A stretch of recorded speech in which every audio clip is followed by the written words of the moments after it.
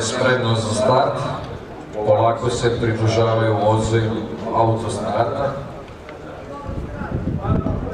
Sve je spremno za start treće trke Ergela Kelebija, 10 učesnika.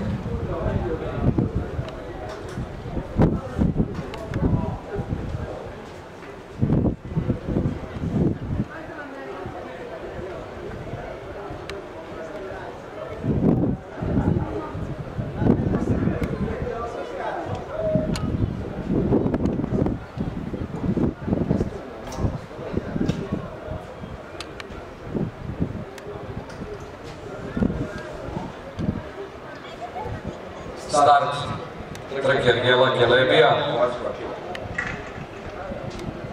Trku je povelo bilo Sisi Seseke Robertom.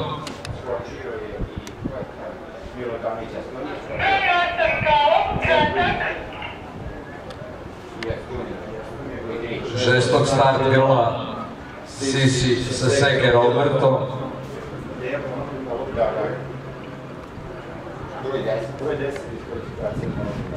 Isključenje grla broj 10 Concordija, drugi galav u vojstvu grlo Sisi. Na drugom mjestu Janis The Science sa Meg Davisom.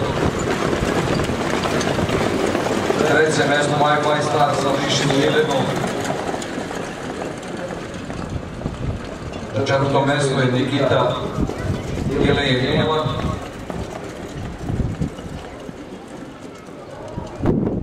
Nema promene u poretku i dalje trku vodi Grlo Sisi sa Seke Robertom. Na drugom mjestu Janis The Science i Meg Petrov.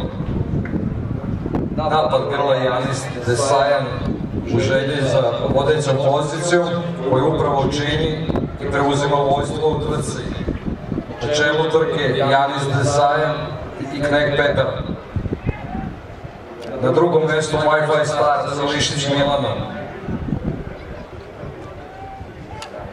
Na treću poziciju izlazi Lionel A sa Sič Stevanom.